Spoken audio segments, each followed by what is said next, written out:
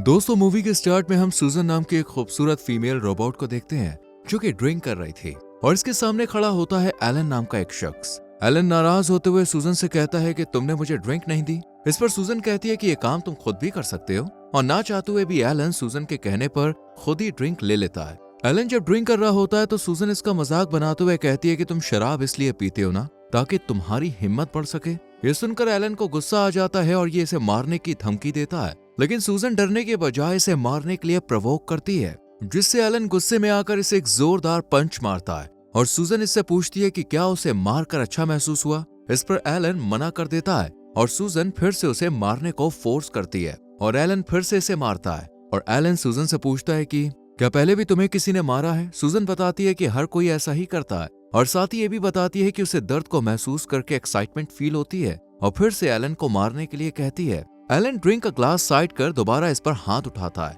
पर सूजन पर कोई असर नहीं होता। इतने में ही स्पीकर से एक आवाज आती है जिसमें एलन को इस टास्क को कंटिन्यू करने के लिए कहा जाता है। एलन जब सूजन से पूछता है कि तुम्हें आखिरी बार कौन सी आखिरी सजा मिली थी तो सूजन इंटीमेट होने की बात बताती है और एलन इंटीमेट होकर उसे सजा देता है। इसके बाद सूजन इसे इस एक्साइटमेंट से भरे सेशन के लिए थैंक्स बोलती है और फिर यहाँ गिलबर्ट नाम का एक शख्स आता है जो कि रोबोट प्रोजेक्ट्स पर काम कर रहा था और इसी ने एलन को सूजन की टेस्टिंग के लिए बुलाया था। दरअसल गिलबर्ट सूजन को एक रियल लेडी की तरह दिखाना चाहता था और इसका मकसद सूजन के अंदर इमोशंस लाना था ताकि लोग इसे रियल लेडी समझकर इसके साथ अपने इमोशंस शेयर कर सकें, इसके साथ मारपीट कर अपना गुस्सा निकाल सकें और मन होने पर इसके साथ इंटीमेट हो सकें। और काफी हद तक सूजन इनके प्रोजेक्ट के लिए रेडी हो गई थी। गिलबर्ट देखना चाहता था कि क्या सूजन बाहरी दुनिया के लिए परफेक्ट है या फिर नहीं, इसलिए ये सूजन को एलन के साथ उसके घर भेजने का फैसला करता है। हालांकि पहले एलन इसे घर ले जाने से मना करता है, पर जब गिलबर्ट इसे रहने के लिए एक प्राइवेट प्लेस देने की बात कहता है और एलन इस डील को एक्सेप्ट कर सूजन को अपने साथ टेस्टिंग के लिए ले जाता है। इसके बाद कहानी 3 महीने बाद की दिखाई जाती है और यहाँ पर हम डेरेक नाम के एक शख्स को देखते हैं जिसके पास इसकी वाइफ का कॉल आता है और डेरेक इसे बताता है कि मैं अपने भाई एलन के फ्यूनरल के इंतजामात में बिजी हूँ। इस फ्यूनरल में कुछ पुराने दोस्त भी आने वाले थे जिनसे मिलने में डेरेक को थोड़ी हिचकिचाहट होती है और फिर हम डेरेक को एक बार में देखते हैं जहां इसकी मुलाकात गिलबर्ट से होती है। डेरेक जानता था कि एलन मरने से पहले गिलबर्ट के साथ ही काम करता था, लेकिन इसे अब तक पता नहीं चला था कि एलन ने अपनी जान क्यों ली। गिलबर्ट कहता है कि मैं नहीं जानता उसने खुदकुशी क्यों की, हालांकि वो अपने काम को लेकर काफी खुश था। बातों ही बातों में गिलबर्ट डेरेक से कहता है कि मैं जानता हूँ कि तुम बहुत अच्छे टैक्सी ड्राइवर हो, क्यों ना मैं तुम्हें तुम्हारी नौकरी दिला दूं। हालांकि डेरेक पहले तो हेल्प लेने से मना कर देता है पर फिर मान जाता है। इसके बाद हम देखते हैं कि डेरेक डस्टबिन से कुछ खाने के लिए ढूंढ रहा होता है, यानी इसकी फाइनेंशियल कंडीशन वाकई बहुत ज्यादा खराब थी।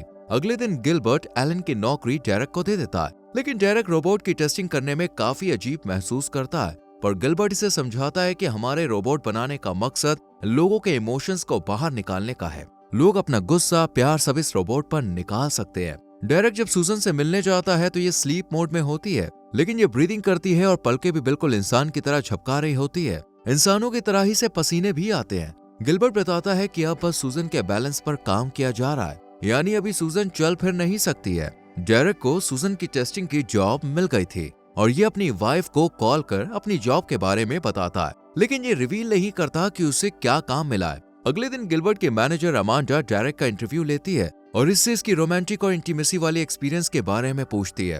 हालांकि डेरेक हिचकिचाते हुए सही जवाब देता है और साथ ही बताता है कि मेरी वाइफ मुझसे अलग हो गई है, लेकिन अभी डिवोर्स नहीं हुआ है। डेरेक की एक बेटी भी है। एक बार ये नशे में अपनी वाइफ के साथ वायलेंट हो गया था और पैसों की तंगी और लड़ाई की वजह से इसकी वाइफ इसे छोड़कर चली गई। इसके बाद गिलबर्ट प्रैक्टिस के लिए डेरेक को सूजन के पास ले जाने लगता है और डेरेक गिलबर्ट से पूछता है कि अमांडा इस सेशन को कैसे देखेगी। इस पर गिलबर्ट बताता है कि अमांडा सब कुछ सूजन की आंखों से देख रही होगी, हालांकि वो उसे कंट्रोल नहीं करेगी। इसके बाद डेरेक उसी टेस्टिंग रूम में जाता है जहां एलन को भेजा गया था। यहाँ सूजन सोफे पर बैठी ड्रिंक कर रही होती है। ये डेरेक को देखकर समझ जाती है कि ये थोड़ा घबराया हुआ है, इसलिए ये उसे मारने के लिए कहती है और डेरेक सूजन को पंच मारता है, लेकिन ज्यादा जोर से नहीं मारता, इसलिए सूजन इसे मारने के लिए उकसाती है और इसका मजाक बनाती है। डेरेक कहता है कि मुझे बिल्कुल पसंद नहीं कि कोई मेरी इंसल्ट करे, मेरा मजाक बनाए, लेकिन सूजन के उकसाने पर डेरेक इस पर ना चाहते हुए भी हाथ उठा देता है और फिर माफी मांगता है।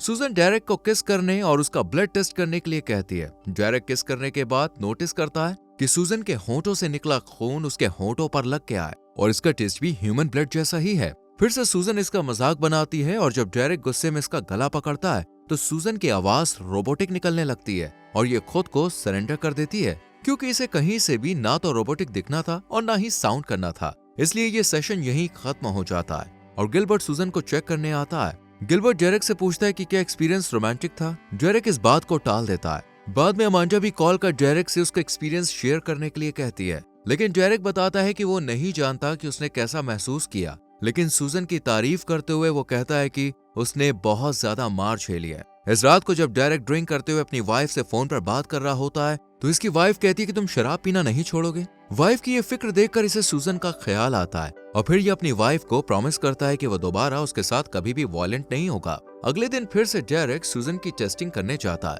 लेकिन आज डेरेक गिलबर्ट से कहता है कि क्या वो अमांडा को शामिल किए बिना ये सेशन कर सकते हैं। इस पर गिलबर्ट राजी हो जाता है, क्योंकि अमांडा की नजर रखने की वजह से डेरेक सूजन के साथ कंफर्टेबल नहीं हो पा रहा था। इसके बाद जब डेरेक सूजन के पास जाता है तो आज सूजन इसे इंटरनली उसे एक्सपीरियंस करने को कहती है और डेरेक को ऐसा करके बिल्कुल रियलिस्टिक फील होता है और फिर सूजन इसे इंटीमेट होने के लिए कहती है, लेकिन डेरेक मना कर देता है। डेरेक जब सूजन के शरीर से अपना हाथ बाहर निकालता है तो उसे काफी अजीब लगता है, क्योंकि जो एक फीमेल बॉडी में इंटीमेसी के दौरान होता है वही सब सूजन के साथ भी हो रहा था। इसके बाद सूजन के कहने पर जब डेरेक उसके मुंह में हाथ डालकर उसे चेक करता है तो सूजन का मुंह अंदर से एकदम रियल टाइप होता है और ये डेरेक का हाथ काट लेती है। गुस्से में डेरेक इस पर हाथ उठाने ही वाला होता है कि तभी सूजन इसे मारने से मना करती है और फिर रोने लगती है। इस पहले इमोशनल रिस्पांस की रिपोर्ट डेरेक गिलबर्ट और अमांडा को भी देता है। ये सुनकर गिलबर्ट डेरेक से कहता है कि सूजन ग्रेजुअली ह्यूमन बॉडी की तरह डेवलप होती जा रही है,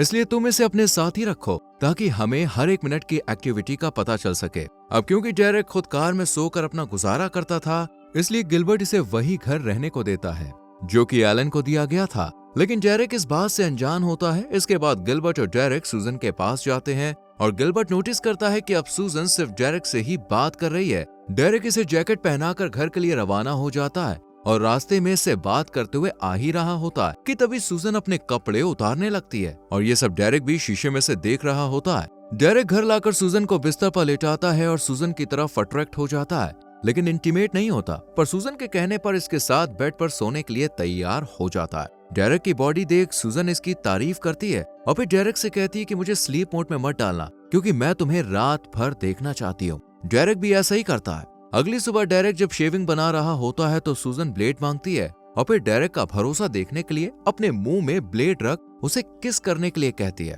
हालांकि डेरेक इसे समझाता है कि वो इस पर ट्रस्ट करता है, लेकिन सूजन की जिद करने पर ये इसे किस कर लेता है और कुछ भी नहीं होता। इसके बाद सूजन डेरेक को इंटरनली टेस्ट करती है। पहले तो ये डेरेक को अजीब लगता है, लेकिन फिर ये इस पल को एंजॉय करने लगता है। इसके बाद ये देखता है कि ब्लेड की वजह से सूजन के मुंह से खून निकल रहा है, लेकिन सूजन कहती है कि मैं ठीक हूँ। डेरेक गिलबर्ट को फोन कर बताता है कि सूजन पहले से काफी रियलिस्टिक एक्टिविटीज करने लगी है। ये सुनकर गिलबर्ट काफी खुश होता है और ये उसे अपडेट करने के लिए कहता है। इसके बाद डेरेक सूजन को चलने के लिए उसको बैसाखी देता है ताकि वो खुद से चल सके, लेकिन सूजन ऐसा करने से मना कर देती है। डेरेक इसे इंसिस्ट करता है और डेरेक की बात मानकर ये इन बैसाखी का इस्तेमाल करने का फैसला करती है। हालांकि सूजन चलने की कोशिश करती है पर चल नहीं पाती, लेकिन डेरेक इसकी कोशिश से खुश होकर इसे गले लगा लेता है और ये देखकर सूजन को इसके इमोशंस समझ नहीं आते और ये काफी कंफ्यूज नजर आती है। रात को फिर से सूजन डेरेक को सोते हुए देखती है और डेरेक सपने में देखता है कि वो एक रोबोट की तरह बिहेव कर रहा है।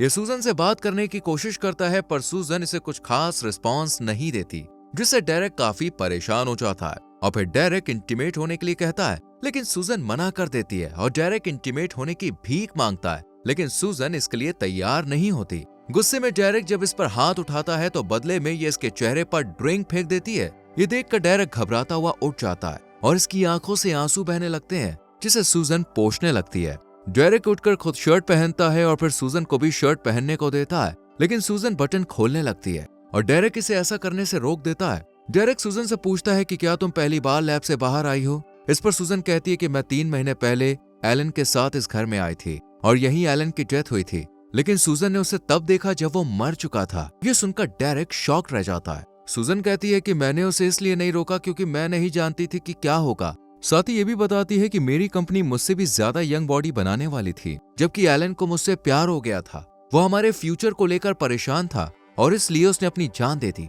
ये सुनकर डेरेक गिलबर्ट को कॉल करके यंग रोबोट्स के बारे में पूछता है। पहले तो गिलबर्ट बात टालने की कोशिश करता है, लेकिन फिर कहता है कि हम और रोबोट्स इसलिए बना रहे हैं ताकि इंसान उन पर गुस्सा निकालकर क्राइम रेट को कम कर सके। डेरेक कहता है कि तुम्हें इस घिनौने प्रोजेक्ट में मुझे इन्वॉल्व नहीं करना चाहिए था। गिलबर्ट इसे समझाता है कि टेस्टिंग के बाद तुम इस सबसे फ्री हो जाओगे, लेकिन डेरेक इससे बहुत गुस्सा होता है। और फिर हम गिलबर्ट को एक यंग रोबोट को एक मीटिंग में ले जाते हुए देखते हैं। टेंशन में डेरेक ड्रिंक करने लगता है। ये देखकर सूजन कहती है कि एलन ने भी ड्रिंक करके खुद को नुकसान पहुंचाया था, और साथ ही ये भी बताती है कि अच्छा महसूस करने के लिए उसने मुझे मारा था। सूजन डेरेक को भी मारने के लिए कहती है ताकि वो गुस्से में खुद को नुकसान ना पहुंचाए। डेरेक सूजन को ना सिर्फ मारता है बल्कि इसका सर बुरी तरह से कुचलकर तोड़ फोड़ देता है, और फिर इसकी बॉडी को तोड़कर जलाने ही वाला होता है कि तभी अमांडा फोन कर बताती है कि सूजन को मारकर तुम इस प्रोजेक्ट को नहीं रोक सकते हो, हमारे पास सारा डेटा सेव है। लेकिन फिर भी डेरेक सूजन को खत्म कर देता है और अगली सुबह सोचता है कि सूजन को मारने के बाद भी ये प्रोजेक्ट नहीं रुकेगा,